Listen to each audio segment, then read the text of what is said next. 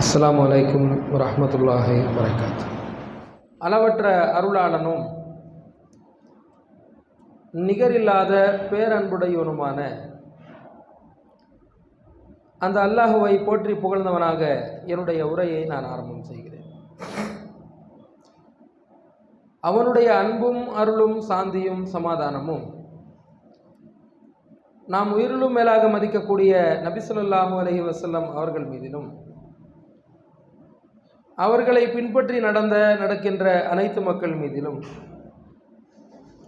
குறிப்பாக இங்கு ஒன்று குழுமி இருக்கக்கூடிய நம் அனைவர் மீதிலும் நிலவட்டுமாக. கண்ணியத்திற்கும் பெருமரியாதைக்கும் உரிய பெரியவர்களே, தாய்மார்களே, சகோதர சகோதரிகளே, அல்லாஹ் ரப்புல் ஆலமீன் நம் மீது கடமையாக ஆக்கியிருக்கின்ற இந்த ஜும்மா என்ற கடமையை நிறைவேற்றுவதற்காக மார்க்க ரீதியாக இதில் சொல்லப்படக்கூடிய கருத்துக்களை கேட்டு எதை கேட்டோமோ அதை நம் வாழ்வில் நடைமுறைப்படுத்த வேண்டும் என்ற உயர்வான எண்ணத்தோடு நாம் எல்லாம் இங்கே ஒன்று கொண்டிருக்கிறோம். அல்லாஹ் ரப்புல் ஆலமீன் நம்முடைய நோக்கத்தை நிறைவேற்றுவானாக. நம்முடைய எண்ணங்களையும் செயல்களையும் அல்லாஹ் சீராக்குவானாக என்று அவரிடம் பிரார்த்தித்தவனாக உங்களுக்கும் எனக்குமான சில அறிவுரைகளை நான் நினைவூட்ட விரும்புகிறேன். உலகத்திற்கே முன்மாதிரியாக முஹம்மது நபி ஸல்லல்லாஹு அலைஹி வஸல்லம் அவர்களை அல்லாஹ் அனுப்பினார். ஒமா அர்சல்நாக்க இல்லா ரஹ்மத்தல் லில் ஆலமீன், அகிலத்தாருக்கே உம்மை நாம் அருட்கொடையாகவே அனுப்பியுள்ளோம். லக்கது கானலக்கும் ஃபீ ரசூலில்லாஹி உஸ்வத்துன் ஹசனா, இந்த நபியிடத்தில், இந்த முஹம்மது இடத்தில் உங்களுக்கு அழகிய முன்மாதிரி இருக்கிறது என்று அல்லாஹ் குறிப்பிட்டு காட்டுகிறார். இன் குன்தும் துஹிப்பூனல்லாஹ ஃபத்தபியூனி, நீங்கள் அல்லாஹ்வை விரும்புவது உண்மை என்றால் என்னை பின்பற்றுங்கள் என்று நபியே நீங்கள் கூறுங்கள் என்று அல்லாஹ் நபி ஸல்லல்லாஹு அலைஹி வஸல்லம் அவர்களுடைய வாயினாலேயே என்னை பின்பற்றுமாறு கூற சொல்கிறான். அல்லாஹ்வுடைய நேசம் கிடைக்கும். அப்போ நபி ஸல்லல்லாஹு அலைஹி வஸல்லம் அவர்கள் அகிலத்திற்கே அருட்கொடையாகவும் ஒட்டுமொத்தமான மனித சமுதாயத்திற்குண்டான வழிகாட்டியாகவும் அல்லாஹ்வால் அருளாக அனுப்பப்பட்டிருக்கிறாங்க. அவர்களை நோக்கி அல்லாஹ் கட்டளையாக பிறப்பிக்கிறான். முஹம்மது நபி ஸல்லல்லாஹு அலைஹி வஸல்லம் அவர்களை நோக்கி அல்லாஹ் கட்டளையாக சொல்கிறான், இத்தபி மில்லத இப்ராஹிம ஹனீஃபா, நபியே நீங்கள் இப்ராஹிமுடைய மார்க்கத்தை கடைபிடியுங்கள், இப்ராஹிமுடைய வழிமுறையை நீங்கள் பின்பற்றுங்கள் என்று உலகத்திற்கே அருட்கொடையாக அனுப்பப்பட்ட முஹம்மது ரசூலுல்லாவுக்கே அல்லாஹ் இந்த கட்டளை பிறப்பிக்கிறான் என்றால் இப்ராஹிம் நபி எந்த இடத்தில் நிற்கிறார்கள் என்பதை நாம் யோசித்து பார்த்து கொள்ளலாம். நாம் ரசூலுல்லாஹி ஸல்லல்லாஹு அலைஹி வஸல்லமுக்காக பிரார்த்தனை செய்கின்றோம் ஸலவாத்தில். அல்லாஹ் குர்ஆனில் கூட ஸலவாத் கேட்க சொல்கிறான். இன்னல்லாஹ வ மலாயிகத்தஹு யுஸல்லூன அலன் நபி யா அய்யுஹல்லதீன ஆமனு ஸல்லு அலைஹி வஸல்லிமு தஸ்லீமா. இந்த நபி மீது அல்லாஹ் அருள் புரிகிறான். வானவர்கள் அருளை கேட்கிறார்கள். இந்த நபிக்காக அருளை வானவர்கள் வேண்டுகிறார்கள். ஈமான் கொண்ட மக்களே, நீங்கள் இந்த நபிக்காக ஸலவாத்தை கேளுங்கள், சலாமும் கேளுங்கள் என்பதாக அல்லாஹ் திருமறை குர்ஆனிலே குறிப்பிடுகிறார்.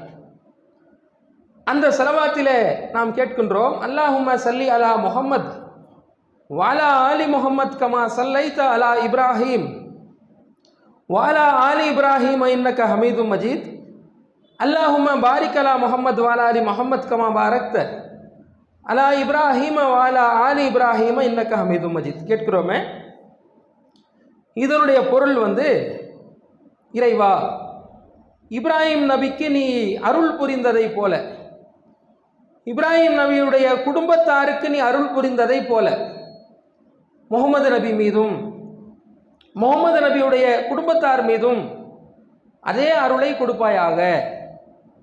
இப்ராஹிம் நபிக்கு நீ பாக்கியம் பொழிந்ததை போல, இப்ராஹிம் நபியுடைய குடும்பத்தாருக்கு நீ பாக்கியம் பொருந்தியதை போல முகமது நபி மீதும் முகமது நபியுடைய குடும்பத்தாருக்கும் நீ வழங்குவாயாக என்று நாம் கேட்கிறோம். இப்போ அவ்வளவு உயர்ந்த இடத்துல இருக்கிறார். அவருடைய சிறப்புகள் மட்டுமே 1 மணி நேரம் பேசக்கூடிய அளவுக்கு குர்ஆன் வசனங்கள் இருக்கிறது, ஹதீஸ்கள் இருக்கிறது. அல்லாஹ் அவரை உற்ற தோழனாக எடுத்துக்கொண்டான். ஒரு சமுதாயமாக இருந்தார். மறுமையில் அவர் நல்லடியார்களில் ஒருவராக இருப்பார். இப்ராஹிம் நபி மறுமையில் நல்லடியார்களில் ஒருவராக இருப்பார்.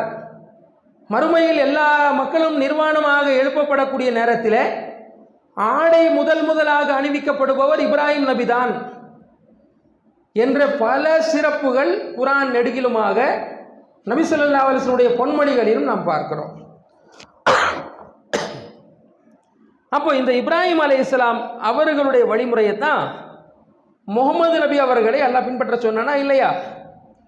முகமது நபிக்கு மட்டும் கிடையாது, ஒட்டுமொத்தமான முஸ்லிம்களுக்கும் என்ன செய்யறான்ல, மில்லத்த அபிக்கும் இப்ராஹிம், உங்களுடைய தந்தையான இப்ராஹிமுடைய மார்க்கத்தை நீங்கள் கடைபிடியுங்கள் என்று ஒட்டுமொத்தமான முஸ்லிம் சமுதாயத்துக்கும் அல்லாஹ் இப்ராஹிம் நபியை தான் காரணம் காட்டுறான். நாம் எப்படி புரிஞ்சு வச்சிருக்கிறோம்? ஹஜ்ஜு பெருநாள் வந்தால் ஹஜ்ஜு செய்கின்ற நேரத்தில், தவாப் செய்கிற நேரத்தில், சாயி சஃபா மர்வாவில் ஓடுகின்ற நேரத்தில், குர்பானி கொடுக்கின்ற நேரத்தில், அப்போதுதான் நம்ம இப்ராஹிம் நபியையும் அவனுடைய குடும்பத்தாரை நாம் நினைவு கூறுகிறோமே தவிர எல்லா காலத்திற்கும் உண்டான அறிவுரை யாருக்கிட்ட எடுக்கிறது இல்லை. நம்ம இப்ராஹிம் நபியுடைய வழிமுறையிலிருந்து நாம் எடுக்கிறது கிடையாது. அப்போ இப்ராஹிம் நபி பல விஷயங்களுக்கு முன்மாதிரியாக இருக்கிறார். குர்ஆன்ல நீங்க 2 நபிமார்களுடைய விஷயத்தில் இந்த வார்த்தையை பார்க்கலாம். எந்த வார்த்தையை? அழகான முன்மாதிரி இந்த நபியிடத்தில் இருக்கிறது என்ற இந்த வாசகத்தை நீங்க குர்ஆன்ல 2 இடத்துல பார்க்கலாம். ஒன்று அல்லாஹ் முகமது நபிக்கு பயன்படுத்துறான், இன்னொன்று இப்ராஹிம் நபிக்கு இந்த வார்த்தையை அல்லாஹ் பயன்படுத்துறான். லக்கது கானத் லக்கும் உஸ்வத்துன் ஹஸனத்துன் ஃபி இப்ராஹிம் வல்லதீன மஅஹு, இப்ராஹிம் இடத்துல உங்களுக்கு அழகிய முன்மாதிரி இருக்கிறது. இப்ராஹிம் உடன் இருந்தார்களே ஈமான் கொண்ட மக்கள், அவர்களிடத்தில் உங்களுக்கு அழகான முன்மாதிரி இருக்கிறது என்று இப்ராஹிம் நபியை பார்த்து அல்லாஹ் பயன்படுத்துகின்றார். அதே வார்த்தையை ரசூலுல்லாஹ் முகமது நபி அவர்களை பார்த்தும் அழகான முன்மாதிரி இருப்பதாக பயன்படுத்துகிறான். அப்போ அவருடைய வரலாற்றில் என்ன படிப்பினை இருக்கு? எந்த இடத்துல நீங்க எடுத்து பார்த்தாலும், எந்த அறிவுரையை நீங்க குர்ஆன் ஹதீஸ்ல எடுத்து பார்த்தாலும், இப்ராஹிம் நபி அந்த விஷயத்தை நம்ம நடைமுறைப்படுத்தி காட்டி அறிவுரை ரீதியாக பல விஷயங்களை சொல்லிட்டு போன நிகழ்வுகள் ஏராளமாக பார்க்கலாம். அல்லாஹ் மட்டும் வணங்க வேண்டும் என்ற போதனையை முகமது நபி இடத்தில் நீங்கள் பார்க்கிறீர்களா? அதை இன்னும் அழுத்தமாக திருத்தமாக சொன்னவர் இப்ராஹிம் நபி. அல்லாஹ்வை தவிர வேறு யாரும் எதையும் வணங்கக்கூடாது. ஷிர்க் வைக்கக்கூடிய மக்கள் இருக்கிறாங்களா? மூட நம்பிக்கை செய்யக்கூடிய மக்கள் இருக்கிறாங்களா? அவர்களிடத்தில் போய் தௌஹீதை சொல்ல வேண்டும். அதை யார் போல்டாக செய்திருக்கிறார்கள் என்று பார்த்தா அது இப்ராஹிம் அலைஹிஸ்ஸலாமுடைய வரலாற்றை நீங்கள் பார்க்கலாம். அறிவுபூர்வமாக அவர்களிடத்தில் தாவா பணி செய்ய வேண்டும். யார்கிட்ட நீங்க பார்க்கலாம்? இப்ராஹிம் நபி கிட்ட பார்க்கலாம். குறிப்பிட்டு சொல்வதாக இருந்தால் எல்லா இறை தூதர்களும் செய்த ஒரு தாவா பணி என்பது தனிநபர் தாவா தான் அவங்க செஞ்சாங்க. மேடையில் எல்லாம் பொதுக்கூட்டம் மாதிரி மக்களை உட்கார வைத்து அவங்க செய்கிற அந்த பிரச்சாரங்கள்லாம் ரொம்ப ரொம்ப ரொம்ப குறைவு. மக்கள் எல்லாம் ஒன்று கூட்டி அவங்க செய்யக்கூடிய பிரச்சாரம்ன்றது, நபிமார்கள் செய்யக்கூடிய பிரச்சாரம் ரொம்ப குறைவானது. தனித்தனி நபர்களை சந்தித்து செய்யக்கூடிய தாவா பணிகள் தான் எல்லா நபிமார்களும் செய்தார்கள். இப்ராஹிம் நபி அது விதிவிலக்கு கிடையாது. தந்தை இடத்துல தனி நபர் தாவா செய்கிறார். ஊர் மக்களிடத்தில் தனித்தனி நபர்களை சந்தித்து தாவா பணி செய்கிறார். மன்னரை சந்தித்து தனிநபர் தாவா செய்கிறார். அப்போ இந்த தாவா பணி ரீதியாக அவரிடத்தில் முன்மாதிரி. ஒரு குடும்பம் இருக்கிறது என்றால் இஸ்லாமிய குடும்பமாக எப்படி இருக்க வேண்டும், ஒரு மனைவி எப்படி இருக்க வேண்டும், ஒரு மகன் எப்படி இருக்க வேண்டும், ஒரு கணவனாக எப்படி இருக்க வேண்டும், ஒரு மனைவியாக எப்படி இருக்க வேண்டும், அந்த ஒரு குடும்பத்தை கட்டமைப்பதற்குண்டான ஒரு வழிமுறை இப்ராஹிம் நபியுடைய குடும்பத்தில் நாம் பார்க்கலாம். எல்லாமே இருக்குங்க அவருடைய வாழ்க்கையில். ஒரு குடும்பம் இப்படி தான் இருக்கணும், இப்ராஹிம் நபியுடைய குடும்பத்தை காட்டலாம். அல்லாஹ் எப்படி வணங்கணும், இப்ராஹிம் நபியை காட்டலாம். பிரச்சாரம் எப்படி செய்யணும், இப்ராஹிம் நபியை காட்டலாம். தாவா பண்ணி எப்படி கொண்டு போனார், அவர்கிட்ட பார்க்கலாம். ஒருத்தர் கொள்கையில் அட்ஜஸ்ட்மெண்ட் செய்யறான், தடுமாறுறான், கொள்கையில் தடுமாற்றமா இருக்கிறான். கொள்கை உறுதியை பற்றி அவனுக்கு நம்ம சொல்லணும். இப்ராஹிம் நபியுடைய வாழ்க்கையை பாடுறா. அவர் மாதிரி கொள்கை உறுதி உனக்கு வேணும். ஷிர்கில் இருக்கக்கூடிய மக்களை பார்த்து சொல்கிறார், இன்னா முராவு மின்கும் உமிம்மா தாபுதூன மின் தூனில்லா. நீங்கள் அல்லாவை விட்டு எந்த விஷயத்தை எல்லாம், எந்த கடவுள்களை எல்லாம், எந்த இணை தெய்வங்களை எல்லாம் நீங்கள் வணங்குகிறீர்களோ அதை விட்டு விலகியவர்கள் நாங்கள். இன்னா முராவு மின்கும், உங்களை விட்டு விலகிக் கொள்கிறோம். கது கஃபர்னாபிக்கும், உங்களை மறுக்கிறோம். ஓ பதா பைனனா ஓ பைனக்குமுல் அதாவத்து வல் பக்தா அபதா ஹத்தா துமினு பில்லாஹி வஹதா. இப்ராஹிம் நபி சொல்கிறார், நீங்க அல்லாவை மட்டும் ஈமான் கொண்டு வருகின்ற வரை, நீங்க ஷிர்க்ல இருந்து மீண்டு அல்லாவை நோக்கி வருகின்ற வரை இந்த புறக்கணிப்பு இருக்கும், இந்த வெறுப்புணர்வு இருக்கும். உங்களுக்கும் எனக்கு மத்தியில் நீ வேற நான் வேற என்ற அந்த டிக்ளேர் செய்தவர் இப்ராஹிம் நபி.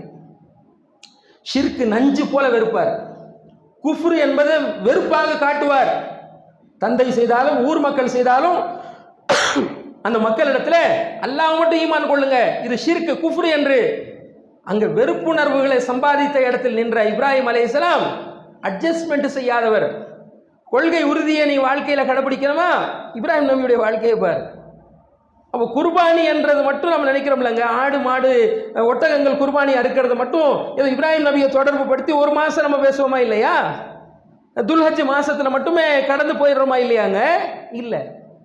இப்ராஹிம் நபி என்பது ஒரு வாழ்க்கை வழிமுறையை கொண்ட அவருடைய வழிமுறையை தான் நபி ஸல்லல்லாஹு அலைஹி வஸல்லம் அவர்களை பின்பற்ற சொல்கிறான் என்றால் ஒரு மிகச்சிறந்த வழிகாட்டுதல் அவருடைய வாழ்வு முறையில இருக்கிறது. நம்ம இந்த 10 மாத கால அஜெண்டா எடுத்தோம். நம்ம அழகிய முன்மாதிரி இப்ராஹிம் அலைஹிஸ்ஸலாம் எடுத்திருக்கிறோம். இதுதான் பிரிச்சு ஒரு மாதம் முழுவதுமாக இப்ராஹிம் அலைஹிஸ்ஸலாம் கட்டமைத்த அழகிய குடும்பம். ஒரு மாதம் முழுக்க ஒரு குடும்பம்னா எப்படி இருக்கணும்? சாரா அலைஹிஸ்ஸலாம் எப்படி இருந்தாங்க, ஹாஜர் அலைஹிஸ்ஸலாம் எப்படி இருந்தாங்க, தன்னுடைய மகன் இஸ்மாயில் எப்படி இருந்தார், அறுக்க துணியக்கூடிய நேரத்தில் கூட தன்னுடைய மகன் இஸ்மாயில் என்ன சொன்னார்? இஃப் அல் மா துமர் சதஜிதுனி இன்ஷா அல்லாஹு மினஸ் சாபிரீன் சொன்னாரா இல்லையா? அல்லாஹ் உங்களுக்கு கட்டளையிட்டதை தாராளமாக நிறைவேற்றுங்கள், அல்லாஹ் நாடினால் என்னை பொறுமையாளர்களில் ஒருவராக காண்பீர்கள். எப்போ சொல்றாரு? தந்தை அறுக்க துணியும் பொழுது, அறுக்க துணியக்கூடிய இடத்தை அருங்க, அல்லாஹ்வுடைய கட்டளை நிறைவேற்றுங்க. மகன் துணிகிறார், தந்தையும் முனைகிறார். அல்லாஹ் இப்போது அறுக்க வேண்டாம் என்று சொன்ன கட்டளை. தன்னுடைய மனைவிய குழந்தைய பாலைவனத்தில் விட்டு வர சொல்லி அல்லாஹ் சொல்லும் பொழுது விட்டு வந்தாரே இப்ராஹிம் அலைஹிஸ்ஸலாம். அந்த முன்மாதிரி ஒரு குடும்பம் என்றால் அல்லாஹ்வுடைய கட்டளைக்கு முக்கியத்துவம் தரணுங்க. ஒரு மனைவியா இருக்கட்டும், கணவனா இருக்கட்டும், மகனா இருக்கட்டும், அல்லாஹ்வுடைய கட்டளைக்கு மாற்றமா நம்ம செயல்படக்கூடாது என்ற உணர்வு குடும்பங்கள் மத்தியில் வரணும். இப்ராஹிம் அலைஹிஸ்ஸலாமுடைய வாழ்க்கையை சொல்ல வேண்டிய தேவை இருக்கிறது. கட்டுப்படுதல், அல்லாஹ்வுக்கு கட்டுப்படுதல் அவருடைய முக்கியமான பண்பு. இது கால லஹு ரப்புஹு அஸ்லிம் கால அஸ்லம்து லிரப்பில் ஆலமீன். அல்லாஹ் கட்டுப்படு என்று கூறிவிட்டால் உடனடியாக சொல்வார், நான் கட்டுப்பட்டு விட்டேன், அகிலத்தின் இறைவனாகி அல்லாஹ்வுக்கு நான் சரணடைந்து விட்டேன் என்று சொல்வாரே. அப்படி நாம் இருக்கணும். அல்லாஹ் ஐவேளை தொலை சொல்லி இருக்கிறான். இன்னைக்கு முஸ்லிம்களாகி நாம் தொழுகிறோமா? அல்லாஹ்வுடைய கட்டளையை வாழ்க்கையில் நடைமுறைப்படுத்துறோமா? வட்டி வாங்கக்கூடாது என்று அல்லாஹ் கட்டளை இருக்கிறான். வட்டி வாங்க நம்முடைய பொருளாதாரம் இருக்கிறதா? பெற்றோரை துன்புறுத்தக்கூடாது, வேதனைப்படுத்தக்கூடாது, அவர்களிடத்தில் சீ என்று கூட சொல்லக்கூடாது என்று அல்லாஹ் சொல்லியிருக்கிறானே, அவருடைய கட்டளைக்கு நாம் இணங்குகிறோமா? இப்ராஹிம் அலைஹிஸ்ஸலாம் என்றால் அவருடைய வாழ்க்கை அல்லாஹ்வுக்கு கட்டுப்படுதல் இருந்துச்சு. அதே மாதிரி இப்ராஹிம் அலைஹிஸ்ஸலாமுக்கு அந்த சோதனை இருக்கு பாருங்க. நமக்கெல்லாம் வந்தால் நம்ம இஸ்லாத்தில் இருப்போமான்னு நமக்கு தெரியாது. அல்லாஹ் காப்பாற்றணும். அவ்வளவு சோதனை வரக்கூடிய நேரத்தில் கூட ஈமான இழக்கலை, அல்லாஹ்வை சார்ந்து இருந்தார் இல்லையா? இப்படி உங்களுக்கும் பொருளாதாரம், எனக்கும் உங்களுக்கும் பொருளாதாரத்தில் சோதனை வரும், நோய் உடலில் வரக்கூடிய நோயில சோதனை வரும், என் கொள்கையிலேயே சோதனை வரும், கூட இருக்கக்கூடிய நபர்கள் விஷயத்தில் சோதனைகள் வரும். அப்போ சோதனைகள் வர்ற நேரத்தில் இப்ராஹிம் அலைஹிஸ்ஸலாம் சோதனையை தாங்கிக் கொண்டு வஇதிபு தலா இப்ராஹிம் ரப்புஹு பி கலிமாத் ஃபஅத்தம்மஹுன்ன, இப்ராஹிமுக்கு பல சோதனைகளை நாம் கொடுத்த பொழுது அத்தனை சோதனைகளை அவர் ஜெயித்தார் என்று அல்லாஹ் சொல்கிறானே. இப்படி சோதனையில இப்ராஹிம் அலைஹிஸ்ஸலாமுடைய வாழ்க்கையில பாடம் படிக்கிறோம். அது ஒரு மாச கால பிரச்சாரம் பண்ணோம். இப்ராஹிம் அலைஹிஸ்ஸலாம் செய்த தனிநபர் தாவா ஒரு மாதம் முழுக்க தனிநபர் தாவா சம்பந்தமான இப்ராஹிம் அலைஹிஸ்ஸலாமுடைய ஆதாரங்களை காண்பிச்சு, நபி ஸல்லல்லாஹு அலைஹி வஸல்லம் தாயிஃப் நகரத்துக்கு போனாங்களே அது போன்ற சம்பவங்கள், சஹாபாக்கள் தனிநபர் தாவா செஞ்சாங்களே அது போன்ற எல்லா ஆதாரங்களையும் காட்டி நம்ம நிறைய பேர் தனிநபர் தாவாவே செய்யறதில்ல என்ற அந்த பிரச்சாரத்தை ஒரு மாத காலம் செஞ்சோம். அதே மாதிரி இணை வைப்புக்கு எதிராக இணை வைப்பை வேறெடுத்த இப்ராஹிம் நபி, அதுவும் ரபியுல் அவல் மாசத்தில் அந்த பிரச்சாரத்தை எடுத்தோம். மௌலுது ஓதக்கூடிய காலம் அந்த காலம். இணை வைப்புக்கு எதிராக இப்ராஹிம் நபின்னு ஒரு மாசம் திட்டம் எடுத்து மௌலுதுல என்னெல்லாம் ஷிர்கான வரிகள் வருகிறதுன்னு பிரச்சாரம் கொண்டு போனோம். தர்கா வழிபாட்டுக்கு எதிராக பேசணும், தாயத்து தகடுகளுக்கு எதிராக பேசணும், சூனியத்துக்கு எதிராக பேசணும், ஜோசியத்துக்கு எதிராக பேசணும். மிக ஒரு சந்தோஷமாக இருந்தது. நம்ம தாவா பணியை கொண்டு போகிறோம் மக்கள் மத்தியில். இப்ராஹிம் அலைஹிஸ்ஸலாம் எப்படி தாவா பணி செய்தாரோ அது போன்ற தாவா பணி நாம் கொண்டு போகிறோம் என்ற ஒரு ஆத்ம திருப்தி இருந்தது. அதற்கடுத்து இளைஞர்கள் இன்னைக்கு போதையில் தடுமாறுறான், போதை வயப்பட்டவனாக மாறுகிறான். கஞ்சா போன்ற பொருட்கள்லாம் முஸ்லிம் முஹல்லாக்கள் இருக்கிறது. அப்போ இது போன்ற போதையிலிருந்து இவனை காப்பாற்ற வேண்டும் என்று சொன்னால் சிந்தனை சீராக இருக்க வேண்டிய பருவத்தில் தடுமாற்றமான சிந்தனைகள் அவனுடைய இளைய வயதில் வருகிறது. பள்ளிவாசல் 5 வேளை தொழ வேண்டிய அந்த இளைய வயது பருவம் பள்ளிவாசல் பக்கம் வராம தவறான நட்பு வட்டாரத்தோட தன்னுடைய நேரங்களை கழித்துக் கொண்டிருக்கிறான். போதை வயப்பட்டவனாக மாறுகிறான். கேளிக்கை கூத்துக்களில் ஈடுபடுகிறான். அவனுடைய உலக படிப்பை கூட வீணடித்து விடுகிறான். மார்க்கத்தை மறந்து விடுகிறான், அல்லாவை மறந்து விடுகிறான், இளைய பருவத்தை நாசப்படுத்துகிறான். இப்ராஹிம் அலைஹிஸ்ஸலாம் உடைய ஒரு மாத கால பிரச்சாரம் எடுத்தோம். பேரணியெல்லாம் போனோம். நம்ம என்ன பிரச்சாரம் செஞ்சோம் தெரியுமா? இப்ராஹிம் அலைஹிஸ்ஸலாம் சிலைகளை உடைத்து மக்களுக்கு அறிவுபூர்வமான பிரச்சாரம் செய்தாரே, அந்த வயது என்ன வயது என்று குர்ஆன் பேசுகிறது. சமயனா ஃபதன், ஒரு இளைஞராக இருந்தார் இப்ராஹிம் அலைஹிஸ்ஸலாம். இளைய பருவத்தில் தான் அறிவுபூர்வமான தாவா பணியை மேற்கொண்டார். எனவே இளைய பருவத்திலே நீங்க அல்லாஹ்வுடைய மார்க்கத்தை நோக்கி வாங்க, தாவா பணியை நோக்கி வாங்க, பள்ளிவாசலை நோக்கி வாங்க. உங்க அறிவை மழுங்கடிக்கக்கூடிய போதையில போயிடாதீங்க, தவறான சிந்தனையில போயிடாதீங்க என்று ஒரு மாதம் முழுக்க இளைஞர்களுக்கு நம்ம இப்ராஹிம் அலைஹிஸ்ஸலாமுடைய முன்மாதிரியை வச்சு பிரச்சாரம் பண்ணோம். இந்த 2 மாதங்கள், இப்ப இருக்கக்கூடிய பிப்ரவரி மாதமா இருக்கட்டும், கடந்த மாதம் ஜனவரி மாதமா இருக்கட்டும், இதுல எடுத்த தலைப்பு இறை செய்தியை இறுக பற்றிய இப்ராஹிம் நபி. இறை செய்தியை இறுக பிடித்து கொண்ட இப்ராஹிம் நபி. அல்லாஹ்வுடைய வார்த்தை என்றால் விட்டுவிட மாட்டார். மனித கருத்துக்கள்லாம் அவர் எந்த ஒன்றை வாழ்க்கையில கடைப்பிடிக்கவே இல்லை. பெரியார்கள் சொன்னாங்க, இமாம்கள் சொன்னாங்க, முன்னோர்கள் சொன்னாங்கன்னு கடைப்பிடிக்கக்கூடியவர் இல்லை இப்ராஹிம் நபி. அல்லாஹ் சொன்னான் என்று இறைவனுடைய வார்த்தைகளை உறுதியாக கடைபிடித்தார் இப்ராஹிம் அலைஹிஸ்ஸலாம். எனவே நீங்கள் அல்லாஹ்வுடைய வார்த்தையை மட்டுமே வாழ்க்கையில கடைபிடிங்க. அல்லாஹ்வுடைய வார்த்தை நபி ஸல்லல்லாஹு அலைஹி வஸல்லம் வழியாக வந்திருக்கிறது, குர்ஆன்ல இருக்கிறது. இதை தவிர மனித கருத்துக்களை எல்லாம் வாழ்க்கையில் கடைபிடிக்க கூடாது. சலஃபுகள் என்ற பேர்ல நாங்க முன்னோர்களை பின்பற்றோம், சஹாபாக்களை பின்பற்றணும், இமாம்களை பின்பற்றணும், நல்லவர்களை பின்பற்றணும், அரபு நாட்டில் இருக்கக்கூடியவர்கள் ஆலிம்களை பின்பற்றணும் என்ற பிரச்சாரம் ஒரு பக்கம் போகுது. ஒட்டுமொத்தமான இந்தியாவில் உலக அளவில் பார்த்தா 4 மதுஹபுகளை ஃபாலோ பண்ணணும். நாம குர்ஆன் ஹதீஸ் பக்கம் போகக்கூடாது. ஷாஃபியை பின்பற்றணும், ஹனஃபியை பின்பற்றணும், மாலிகியை பின்பற்றணும், ஹம்பலியை பின்பற்றணும் என்று சொல்லி நாமளா குர்ஆன் நமக்கு விளங்காதுப்பா, ஹதீஸ் நமக்கே விளங்காது. இந்த இமாம்கள் என்ன இந்த குர்ஆனுக்கு விளக்கம் கொடுத்தாங்களோ, இந்த இமாம்கள் இந்த ஹதீஸுக்கு என்ன விளக்கம் கொடுத்தாங்களோ அதை தான் நம்ம கண்மூடி பின்பற்ற வேண்டும் என்று மதுஹபு என்ற கொள்கை இங்கே. இன்னும் சொல்ல போனா தர்காக்கு எதிராக பிரச்சாரம் இந்த தமிழகத்தில் இருப்பது போல மதுஹபுக்கு எதிரான பிரச்சாரங்கள்லாம் குறைஞ்சிருக்கு. நம்ம சிந்திக்க வேண்டிய விஷயம் என்ன தெரியுமா? தர்காவுக்கு எதிராக பேசக்கூடிய நபர்கள்லாம் நிறைய இருக்கிறாங்க. ஷிர்க் தாயத்து தகடுக்கு எதிராக பேசக்கூடிய நபர்கள் கூட இருக்கிறாங்க. எதுக்கு எதிரான பிரச்சாரம் குறைஞ்சிருக்கு? இமாம்களை பின்பற்றக்கூடாது. மதுஹப் ஆரம்ப காலத்தில் நிறைய பண்ணியிருக்கிறோம். இமாமுக்கு தலை பெருசா இருக்கணும்லாம் சொன்னியப்பா, இதெல்லாம் மதுஹப் நூல்ல இருக்கிறது நம்ம கேள்வி கேட்ட ஞாபகம் இருக்கா இல்லையா? அபு ஹனீஃபா இமாம் நபி ஸல்லல்லாஹு அலைஹி வஸல்லம் மரணித்து 80 வருடம் கழித்து வந்தவர் அபு ஹனீஃபா. 80 வருஷம் கழிச்சு வந்தவரை நீ ஃபாலோ பண்ணணும்னு சொல்றியே. ரசூலுல்லாவுக்கும் இந்த 80 வருஷத்துக்கு இடையில வாழ்ந்த மக்கள் யாரை ஃபாலோ பண்ணாங்க? அபு ஹனீஃபா 80 வருஷம் கழிச்சு தானே பிறக்கிறாரு. அந்த 80 வருஷத்துல மக்கள் வாழ்ந்தாங்களா இல்லையா? அந்த 80 வருட கால மக்கள் யாரை பின்பற்றினாங்க? குர்ஆன் ஹதீஸை தானே கடைபிடிச்சாங்க. அவங்க சொர்க்கம் போவாங்களா இல்லையா? அப்ப அபூ ஹனீஃபாவை ஏற்றுக்கொள்ளாத மக்கள்லாம் சொர்க்கம் போறாங்களா இல்லையா என்று அறிவார்ந்த பிரச்சாரங்களை முன் வச்சோம். மதுஹப் என்பது இஸ்லாத்துடைய அடிப்படை இல்லை. அபூ ஹனீஃபா என்பது இஸ்லாத்துடைய அடிப்படை கிடையாது. குர்ஆன்ல அல்லாஹ் என்ன சொன்னான் அதான் மார்க்கம், ஹதீஸ்ல என்ன இருக்கு அதான் மார்க்கம். அஃபலா யததப்பருனல் குர்ஆன மலா குலூபி அக்ஃபாலுஹா. இந்த குர்ஆனை இவர்கள் ஆராய வேண்டாமா? இந்த குர்ஆனை ஆராயாமல் உள்ளத்தில் பூட்டுகள் போட்டு வைத்திருக்கிறார்களா என்று அல்லாஹ் கேட்கிறானே. குர்ஆனை நாம சிந்திக்கணும், குர்ஆனை நாம ஆராயணும். இந்த காலத்தில் இன்னும் வருங்காலத்தில் 50 வருஷம் கழிச்சு வரக்கூடிய மக்கள் கூட குர்ஆனை படித்து பார்க்க வேண்டும். அல்லாஹ் கேட்கிறான், வலவ் கான மின் இந்தி கைரில்லாஹ் லவஜது ஃபீஹி இக்திலாஃபன் கஸீரா. இது அல்லாஹ் அல்லாத வேறு யார் எழுதி இருந்தால், இந்த குர்ஆனை எழுதி இருந்தால் அநேக முரண்பாடுகள் இதில் வந்திருக்கும்னு அல்லாஹ் சொல்றான். அல்லாஹ் எழுதுனதுனால தான் இதுல முரண்பாடுகள் இல்லை, பொய் இல்லை, கலப்படம் இல்லை, எந்த விதமான மாற்றங்கள் செய்யப்படக்கூடிய முடியாத அளவிற்கு ஒரு தூய்மையான வேதத்தை அல்லாஹ் கொடுத்திருக்கிறான். இதை படிங்க, ஆராயுங்க, சிந்திங்க, இல்லை சட்டம் எடுங்க.